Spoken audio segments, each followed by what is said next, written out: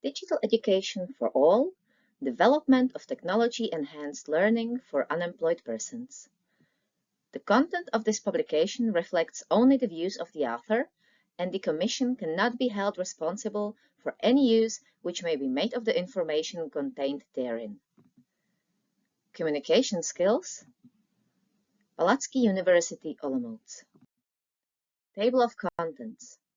Basics of verbal communication, asking questions, techniques how and when to ask questions, manipulation in communication and how to manage it, requests, wishes and needs, feedback, and resources. Chapter 1. Basics of verbal communication. The term communication comes from the Latin communicatio, communication, announcement. It is the process of communicating or transmitting meaning or information. Two principles to keep in mind. You can't not communicate. The double negative is intentional. Silence is also a way of communication. The message sent is not the message received. What is meant by that? For this, we use the 4 ears model by Schultz von Thun. See Figure 1. According to this model, each message can have 4 levels of meaning: the factual information, the expression of the relationship, an appeal, and self-revelation. Example: the sentence, "I had a fight with a colleague on Friday and now we are not speaking, so I don't feel like going to him for help," can be interpreted in 4 different ways. As a statement of fact, my colleague and I had a fight. As a statement about the relationship, like the relationship between me and my colleague is strained right now, we haven't resolved it yet. As an appeal, please help me with this. And a self-revelation, I don't feel good about my fight with my colleague right now. Why is that relevant? You may want to say something, but your conversation partner might hear something completely different. It depends on the choice of words, tone, nonverbal aspects. See the active listening course. You can only influence this process to a certain extent. You can think about what and how, or when and to whom you communicate. But what the other person hears, you cannot influence. However, this can lead to misunderstandings, and it is therefore good to be aware that communication is a complex matter.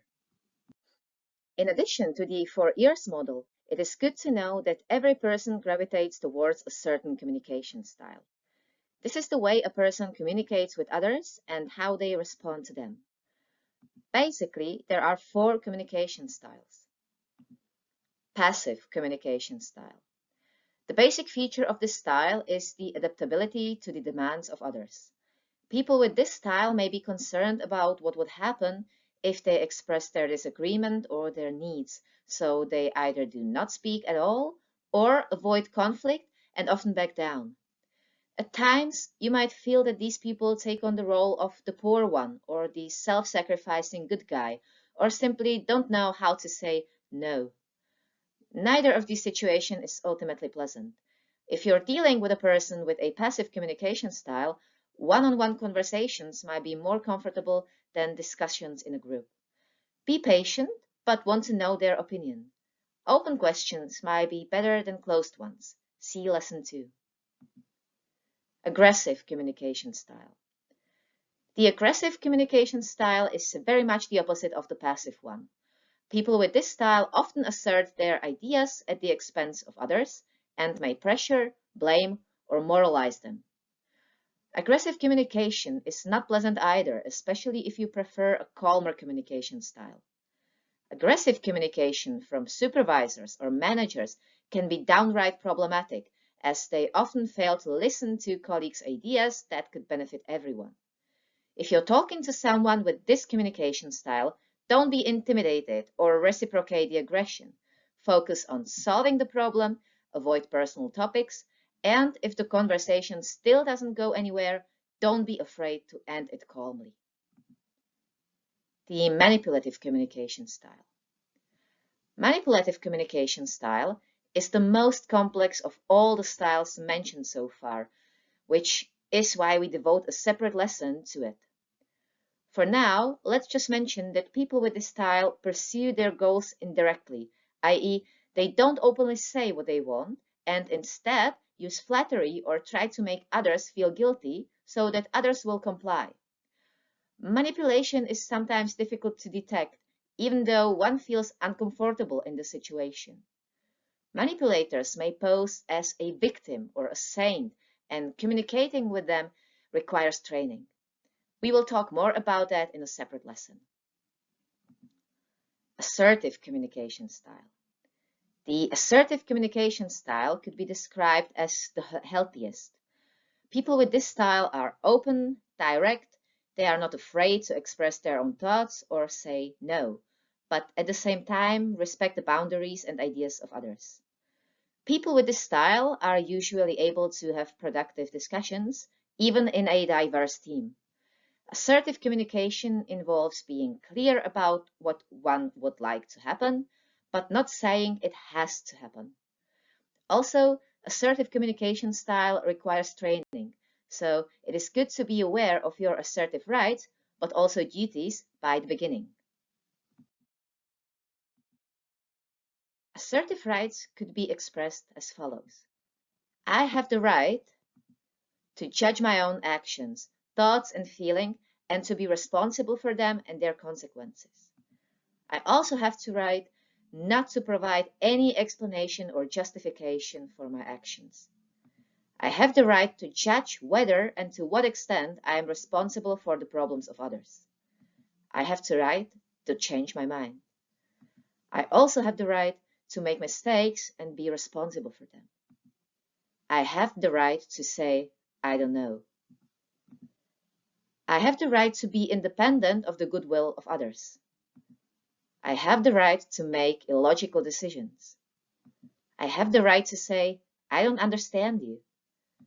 I have the right not to be perfect, and I have the right to say, I don't care. Assertive rights also include assertive duties. The assertive duties might be expressed as follows. Let's learn to control our emotions. Let us also respect and tolerate the personality of the other. Let us express our feelings briefly and honestly. Let us try to see ourselves and each other realistically.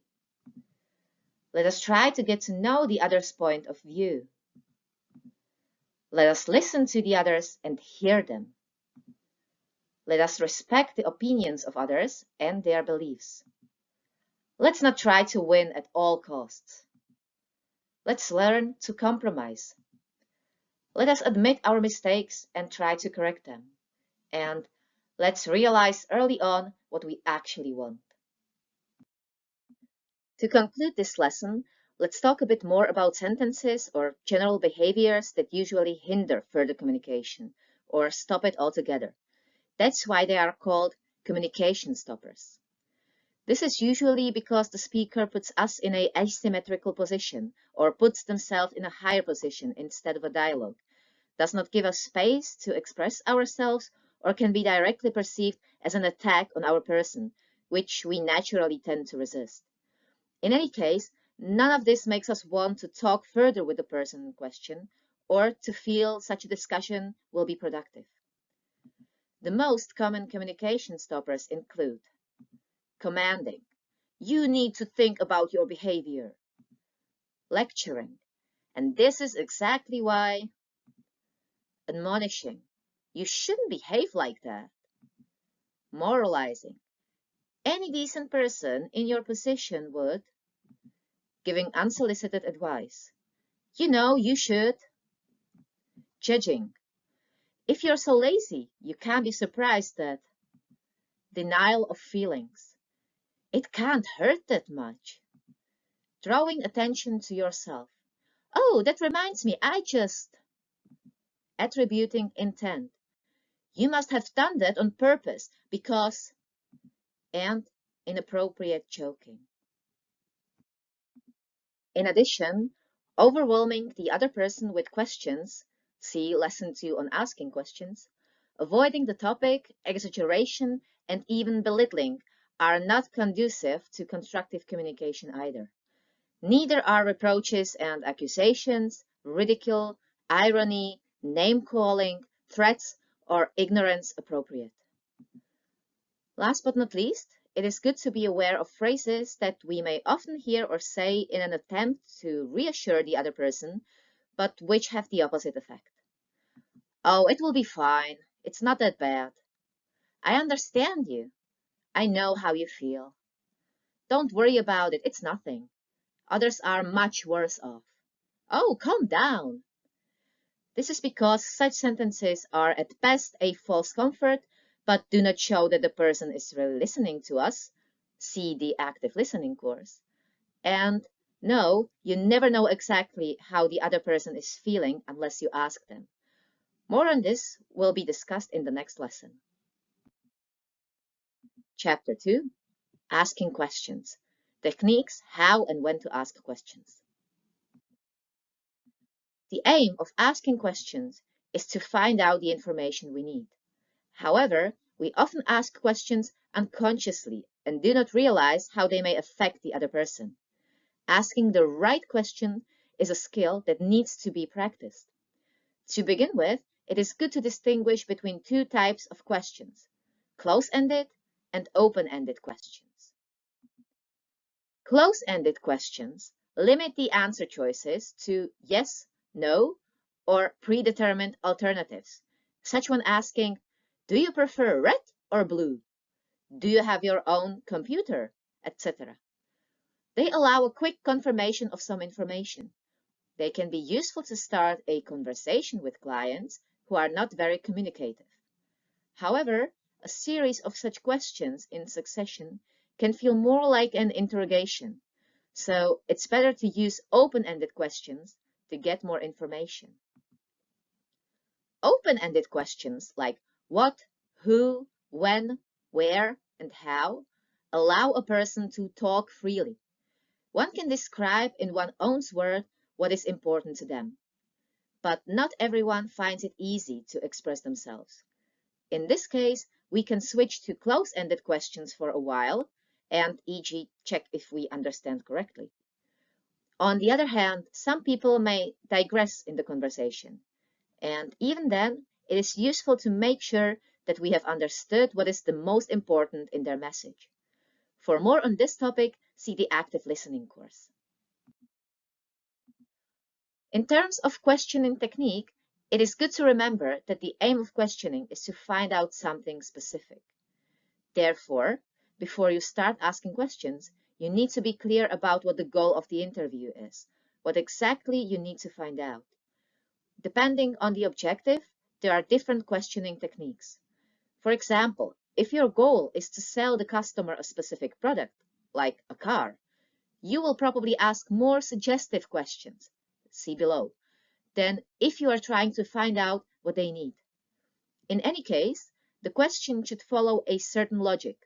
For example, before you start offering a lady a particular dress, it would be a good idea to find out what occasion it is for, what style and size she is. Questions also usually progress from general to more specific. If a client, colleague, or a supervisor does not tell you what they need from you, or explain the problem they are facing, for example, you must first map the situation before you can offer a solution. A combination of open-ended and closed-ended question is good for mapping, when you use closed-ended questions mainly to check that you have understood what the other person is telling you correctly. E.g., so, do I understand correctly that it is mainly to be done quickly? And what else it is supposed to do? Generally speaking, the person who asks questions controls the conversation. So, if you're communicating with a client, then you are usually the one asking the questions, because you need to find out what the client needs, what the problem is, etc. However, at least at the end of the conversation, it is good to give the other person space to ask what they need. If you are communicating on a partnership level, e.g. between colleagues. Then you usually take turns in asking questions. Among other things, you are expressing interest in what the other person is saying. If you are communicating with a supervisor, then asking questions can also be seen as a sign of interest, and questions can help you clarify what the supervisor expects. However, some supervisors see questions as talking back, and in this case, you need to openly state that you are asking questions to make sure you understand the requirements correctly. When you make your inquiries, be aware of the following questions. Why? People often can't or won't answer these questions. The question might even irritate them. For example, instead of, why don't you like this car? Try, what is important to you when choosing a car? If you ask, what do you dislike about this car? You are already assuming that there is such a thing, and the question is suggestive. See below. Multiple questions at once, i.e., what do you like and dislike? When you want to find out more information at once, it is often not clear what exactly the other person is answering, and it is therefore better to split the questions. Suggestive questions, e.g., how late will you be? You automatically assume that the other person will not be on time. This is the best solution, don't you think? You urge the other person to agree, etc. Double negatives, e.g., isn't it weird not to wear a watch? They are confusing. The why questions or suggestive questions are sometimes used quite purposefully. For example, if you want to get the real reason and don't mind pushing the other person. For example, I don't like that colleague. Oh, why? He's weird. Why? I don't know, he just is. Why? Because he doesn't go to the company parties. Similarly, if you want to get a client to buy, you are more likely to ask, when can you come sign the contract? Rather than, are you interested in buying? But such questioning is manipulative, and others are likely to be uncomfortable. They might then prefer to avoid conversations with you. So we'll take a closer look at manipulation in the next lesson. Chapter 3, Manipulation in Communication and How to Manage It. Manipulation is a style of communication in which the manipulator forces the other person to comply. He or she uses various forms of coercion, such as yelling, dictation, emotional blackmail, or other means such as flattery, blaming, misinterpretation, etc. It is important to realize that the goal of manipulation is to make a profit for the manipulator, regardless of what others want or what would be best. In extreme form, the manipulator may also want you to lose something without telling you so. Anyone can be a manipulator. It could be your mother, your partner, a friend, a classmate. It can also be a saleswoman who tries to tell you that the dress looks great on you, even though you look terrible in it. But it could also be a large corporation or a society in general. Often, people don't see through the manipulation at first. That's because the manipulators know what works on different kinds of people, so they used tailored manipulation. Manipulation methods can be tricky, and it can be really hard to spot foul play, especially when someone close to you is trying it. As soon as someone makes you feel guilty or fearful, you are a victim of manipulator. Those are the two basic emotions that go along with it, guilt and fear. The tools of manipulative behavior could then be summarized as follows. Purposeful flattery. Sometimes flattery is just a way to make you feel like you owe the flatterers something. They are being nice to you, so you should treat them the same way. If someone compliments you and then asks you for something, you can be sure that the compliment was not sincere. Other signs of manipulative flattery are that the compliments are very general and unspecific, like, oh, you're so nice. dependency, or pseudo-altruism.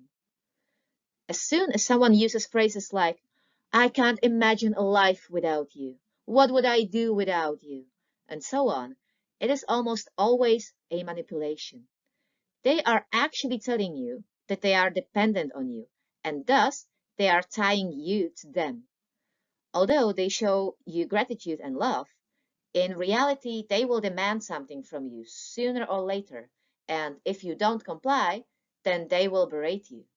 After any no from you, they will replace the original declaration of love with a statement like, how could you do this to me? I love you so much. And if you immediately feel guilty, remorseful, and probably quickly do what the manipulator asked, then they have won. Lowering self-esteem. It is the opposite of the previous point. The manipulator is trying to make you dependent on them. They say things like, oh, where would you be without me? Wait, you cannot do this alone. Oh, come on, you can't do this, etc. They are continuously, slowly, and systematically beating your self-esteem into the ground, and you might not even notice. It can get to the point where you are really believe that you are worthless and that you only have value because of your manipulator. You become a puppet. That includes irony, contempt, moralizing, and lecturing, just anything that makes the manipulator the better one. Emotional manipulation. Here, words do not play the main role, but nonverbal and emotional expressions do. This technique is often used by children, for example, when they cry just to get their way. But adults do it too.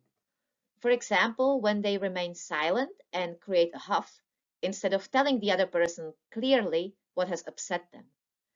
The fifth tool is similar: accusations, blame, and refusing responsibility.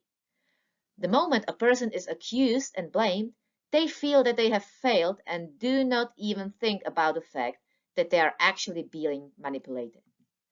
And the involuntary selection technique. Remember in lesson 2 when we talked about close-ended questions, specifically the one where we give a choice of 2 alternative answers? This too can be considered as a form of manipulation to some extent. For example, if we say the sentence, would you like tea or coffee? We are already pushing the interviewee into a position where he or she has to choose something from what we are presenting. A better question would be, what would you like to drink? So, if you would like to explore the topic of manipulation versus motivation in the worker-client relationship, read the supplementary text on manipulation. In addition, manipulation takes many forms, so it is sometimes not easy to tell whether it is really manipulation. The most common forms of manipulative behavior could be considered the following types. The dictator. The very name implies that this type is based on dictatorship. The dictator always asserts their views, usually appealing to authority, tradition, or ancestral legacies. They might be an authoritarian boss or father. They use phrases like, I said so, and so it shall be, which carry weight and nothing else applies. They do not allow any discussion, do not change their mind, and never admit their mistake. With well-chosen words, they always get their way. They kind of bend everything to their advantage because, as we know, truth can be found in completely different opinions. They use force, power, and are unyielding. Woe betides those who stand up to them. They suddenly become their arch-enemy. The tough guy. Although they may resemble the dictator, the tough guys are more narcissistic and may have the impression that they are privileged compared to others. That is, that the rules do not apply to them and others should submit to their wishes. A tough guy will simply shout down those around them. They create situations where they manipulate with rudeness and with an outrageous certainty that they are the one with the patent on reason. People give in to them primarily because they are uncomfortable with them and their rampages. You will usually meet the tough guys where there are more people, for example, on a bus where they claim a seat, or in a queue where by shouting and loudly pointing, they demand priority service at the expense of the people standing in front of them. The poor guy. The poor guy is kind of the opposite of the tough guy. They would love to do this or that, but they are not having the energy. They emphasize their handicaps and present themselves as people whose feelings of inferiority are far from unjustified. They do not hear or they forget unpleasant tasks. In this way, they subtly force you or others to do the work for them so that they can avoid strenuous activity. Then they try to arouse pity in you, presenting their helplessness, causing time pressure, and the feelings of having to help them. The poison ivy. Like the ivy plant, it parasites on others. Like the poor guy, they manipulate other people for their faint total dependence on them. They are all about being taken care of by stronger individuals so that they can largely parasitize them. This type is very close to hypochondria, emphasizing one's difficulties or fate. They are intrusive, forcing support, making you feel that they cannot do without you, that you are to some extent responsible for them, emotionally blackmailing you. The sacrificer.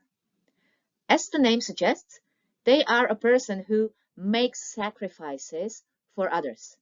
They will do everything for you out of love. They proclaim that they want nothing for themselves, act only for the good of others, and do not care for even a shred of gratitude. This is where you need to be very careful. The sacrificer mainly helps when you don't need or want help, and they take advantage of the fact that you cannot say no. At the same time, even if they pretend that they do not want anything for their sacrifice, be sure that there will be a time when they will want back something for everything they have done for you, because they remember all the sacrifices very well.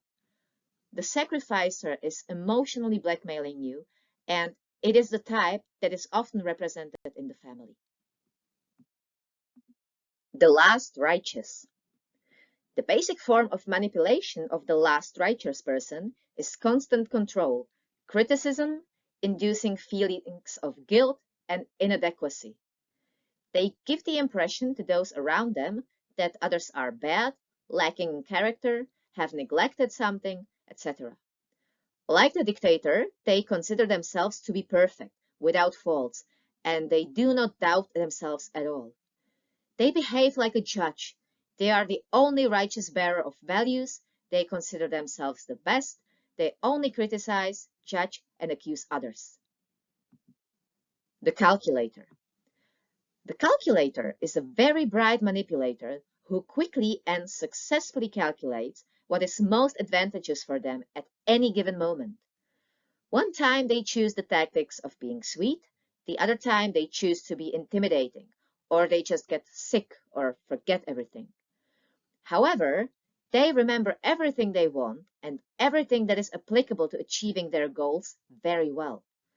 Sometimes in a conversation with such people, you can hear, well, firstly, and secondly, and thirdly, you want this and this from me. What they don't like, they won't add to their list, and if you don't keep an eye on it, they will lie their way out of it. They put others in an uncomfortable situation with the goal of either having them doing certain activities or to prevent something what is not in their interest from happening. Father, mother. This type kind of protects those they have chosen from any influences of ordinary life. They care for them, but in the rush of many responsibilities, they often forget to ask them whether they want this or that or not. They have hyperprotective tendencies. They make you feel guilty. I want just the best for you. You wouldn't do that to me, right? They don't care what the other party thinks. It is not about the dialogue. They present themselves as a person who knows what is best for you, often doing it for you and forcing you to do it. They won't admit that they could be wrong. The name of this type is derived from the family because it is in the family that this manipulative type appears most often. Mafioso. If you've ever seen a movie about the mafia, you can imagine how this type behaves. The mafia will protect you, shield you, do more than enough for you, but only if you serve them. Only do what they want. If you get into a conflict of opinion with them, they will sweep you away. They go by the saying, "He who does not go with me goes against me." They use intimidating phrases like, "Do you know who I am?" or "Do you know who my friends are?" They intimidate by the power they show by their actions. They use what they call conditional love. I love you, but only if you do what I want. Some of the characteristics of the first type, the dictator, apply here as well. Woe to the one who stands up to them. In addition to the forms or types described above, the following techniques can also be used for manipulation. Gaslighting, by which the manipulator tries to question your perception of reality and challenge what you know. They may use phrases such as, "It didn't happen," "You made that up," "Oh, you're going crazy," etc. It is one of the most insidious techniques because after a while, the victim starts to question themselves. Projection, when the manipulator sees their own unacknowledged faults in others. For example, an incompetent boss will say his employees are lazy, and a partner who constantly lies will accuse you of making things up. Changing the topic. When the manipulator doesn't know what to do anymore, they change the topic. This reduces their responsibility for what is really important and what you should be discussing at the moment. Generalization. This always turns out badly, or "you're never happy," are typical generalizing phrases that manipulators like to use so that they don't have to dwell on the problem for too long. But the danger is that they ignore important individual differences and variations that are necessary to assess each situation. They are constantly changing the rules of the game. Do you have a successful career? Well, the manipulator will always find reasons why you're not a millionaire yet. Any luck at work? Believe me, you'll hear something about your lousy salary coming out of their mouth. The goal of this technique is to make you uncomfortable and to make you feel not good enough. Triangulation, or referring to a third party, means that the manipulator is using someone who is not present at the moment to make the argument, and they use it to their advantage. For example, claiming that a third party has given them the permission and that you must therefore submit to their demands because you are in the minority. So, how to resist manipulation? The key is to realize that someone is trying to manipulate you. You cannot defend yourself until you admit it. So, rule number one is someone making you feel guilty? Making you feel afraid? Think about why. If it's just because you're not meeting their wants and needs, it's manipulation. Next rules might look something like this. Pay attention to your feelings. Feelings can point out unfair behavior much faster than reason. Defend your boundaries. Before answering an uncomfortable question, you should remember that you have the opinion of remaining silent. Don't badmouth colleagues or clients.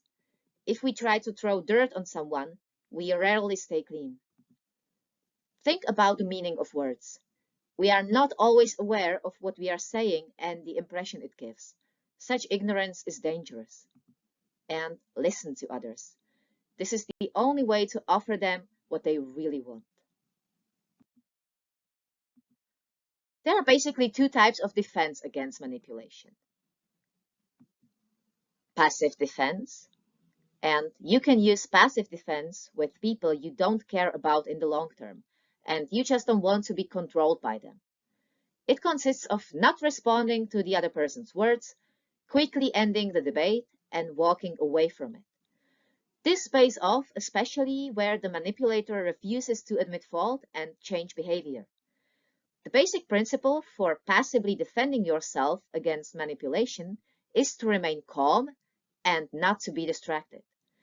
You can speak in short sentences and express yourself vaguely, smile and joke, even at your own expense.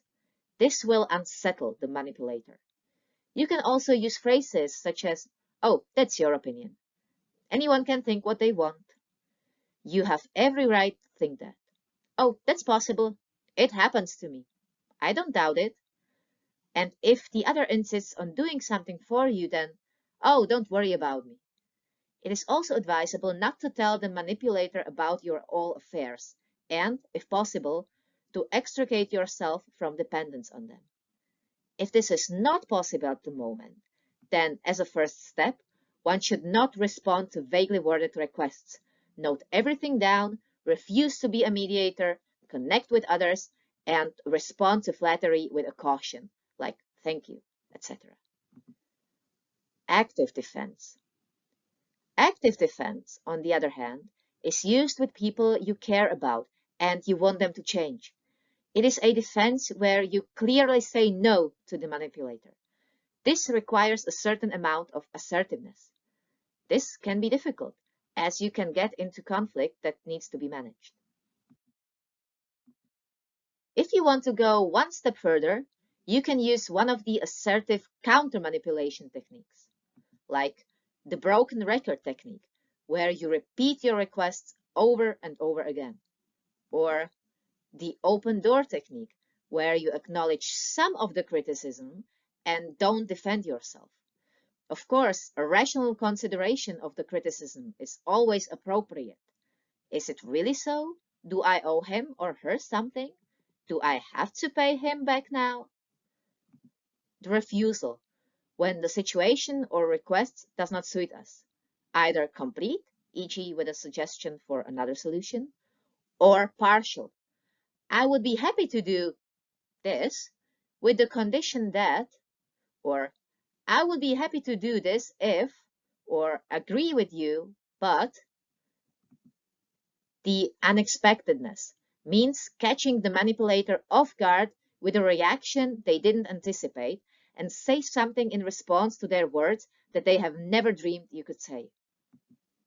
Stopping statements. To show that you don't want to continue the conversation.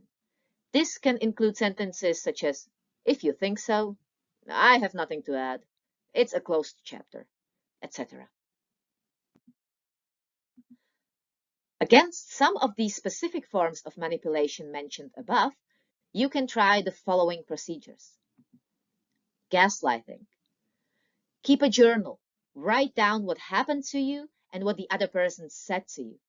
Or confide in someone close you trust. You don't need to be alone in this. Then you risk succumbing to the manipulator's lies more easily and believing their versions of reality.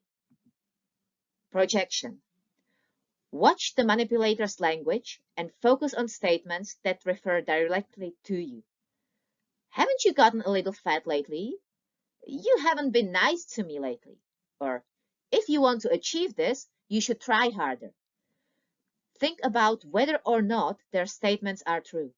If they are not, and if you can, try to end contact with the person as soon as possible.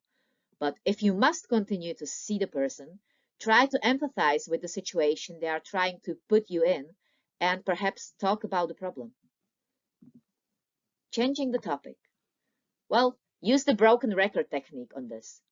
It will be challenging, but try to get the manipulator back on track each time and say things like, "That's not what we are talking about now," or "We can discuss this at another time, but let's focus on this topic now." Generalization. If you know that your colleague often generalizes, be prepared for this in advance and have examples of when his or her statements were not making sense, and don't be afraid to confront them with it. Constantly changing the rules of the game. Don't wait for praise from others and realize your own value. You don't need to brag. It's perfectly sufficient to know what you've done yourself and not take the negative talk seriously. Triangulation. First, try to think about whether the person who is referred to is also a victim of triangulation. If that's possible, get in touch with him or her and talk about what is true. Another option is the reverse triangulation, where you find a third person to support you. The principles of defense against manipulation could be summarized as this. Stay fair and factual. Never sink to the manipulator's level. So don't be infected by their tactics, even if it's hard to resist. This principle states that you should stick to arguments and continue to present only factual justifications. In return, demand these from them too. Listen and ask questions. This behavior will make the manipulator angry and insecure.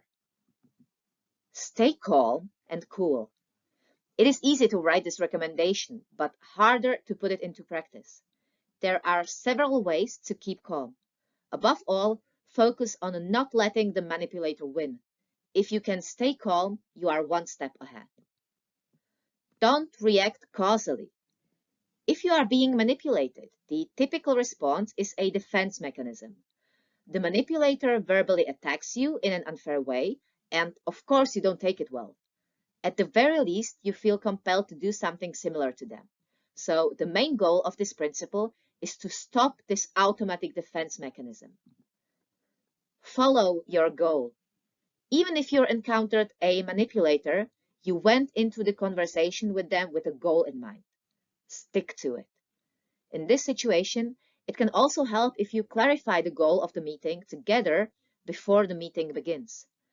If the conversation is going nowhere or the goal is no longer achievable, take the initiative and end the conversation. Otherwise, not only are you wasting your time, but the manipulator may provoke you to violate the previous principle, and we don't want that. Focus on specific behaviors. Your first impression of a person can influence you so much that you make certain mistakes. You will already infer their behavior, intentions, interests, or characteristics from your assumptions. Try to put these assumptions on the back burner and concentrate primarily on specific behaviors. Enter into the negotiations with optimism and a certain amount of confidence. Give the deal a chance. Feel like slamming the door, walk away, or on the other hand, to comply with, let's be quiet? And who wouldn't at this point? Well, you, of course, stay above the fray and offer a settlement. Invite the manipulator to have another, and this time a more constructive conversation. Take advantage of the agreement. It is now up to the manipulator to take the next step. You can use his disillusionment with the situation to your advantage and seek a joint and adequate solution to the situation. And take time to think. Often, a manipulator will take advantage of your surprise and demand that you do something you don't want to do. Before you nod in dismay and for lack of a counter-argument, try tossing the ball to the other side of the field. Say you have to think about it. This will buy you not only time, but also breathing space, which is very important in communicating with a manipulative person. Chapter 4: Requests, Wishes, and Needs. Feedback. In the previous lesson, we discussed how to recognize manipulation and how to defend against it. But how do we tell the other person what we need or want from them without committing manipulation? First of all, in terms of requests, it is necessary to distinguish between a request for something to which we are entitled, e.g. by law, regulation, agreement, and this will be called a claim, and a request for a favor. A claim. A claim is always enforceable. It usually arises from obligations that someone has to us, or that we have to someone, or from our rights. A favor. A favor, on the other hand, is something above and beyond that we may or may not provide or be provided with. A favor is not enforceable. If you are asking something you are entitled to, i.e., making a claim, it is a good idea to check first whether you are actually entitled to it and to what extent. The same applies if someone claims to be entitled something from you, e.g., to do overtime, holiday periods, etc. If we know that the claim is legitimate, persistence and consistency are needed. Sometimes it is necessary to repeat the claim more than once. Think of the assertive technique of the broken record. And to communicate that it is a claim situation, and possibly to communicate the consequence of not fulfilling the claim. We should be sure of this as well. It is important not to let the discussion be diverted elsewhere and not to react to emotional blackmail or aggression from the other person. If a legitimate claim is made against us, we should comply. A request for something to which we are entitled often occurs in a transformed form in the workplace during the distribution of work tasks. If you are in the role where you are the one distributing work tasks, be sure to communicate clearly and openly every time that this is not a request for a favor, but an assignment. You can be polite, i.e., use the word please, but direct. What the task is, what exactly needs to be done or delivered, and in what form. Who is to carry out this task? And by when is this task to be completed?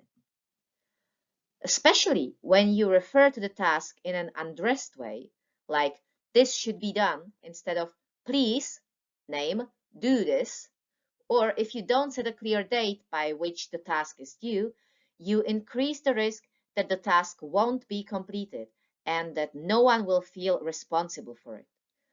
If, on the other hand, you are in a position where you are more likely to accept tasks, don't be afraid to clarify these issues, i.e., by asking when, what exactly needs to be done, in what form, to avoid any later misunderstandings and complaints. As opposed to demanding something to which you are entitled, avoid the broken record technique when asking for favors. On the contrary, it is a good idea to be polite and use polite phrases like, please, would you be so kind? May I ask a favor? Etc. It is also a good idea to think in advance about exactly what you are asking for and why. If we can make the request short and clear, the other person is more likely to be willing to comply. Last but not least, it is a good idea to time the request appropriately.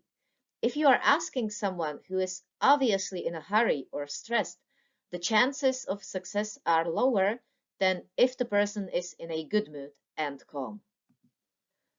If someone asks a favor of you, it is entirely up to you whether you grant or refuse the favor.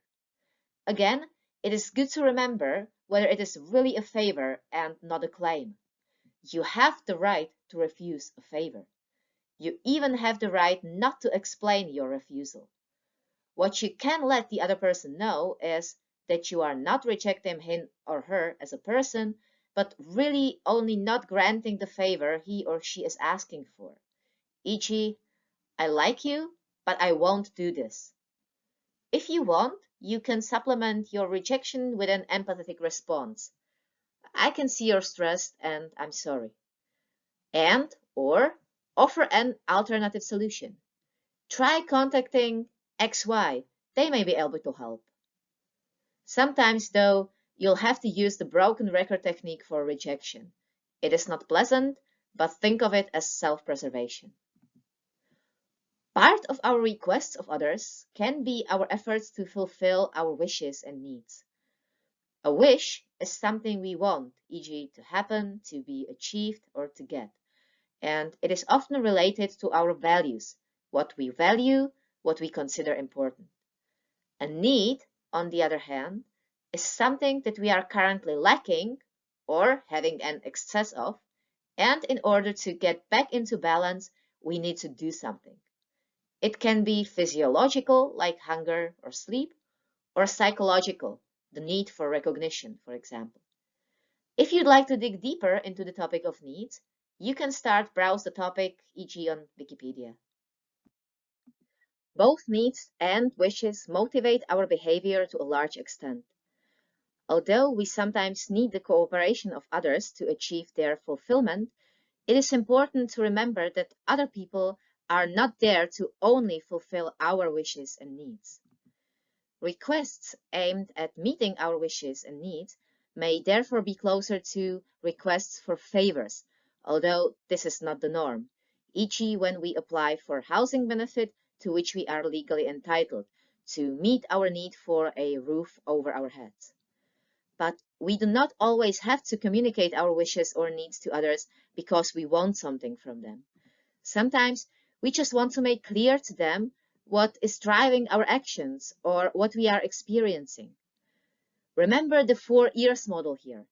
If our communication is meant as a call to action, we should make it explicitly so and distinguish it from self-disclosure or communication of facts. Communicating wishes and needs in the context of self-disclosure or simply informing the other person is very close to communicating emotions.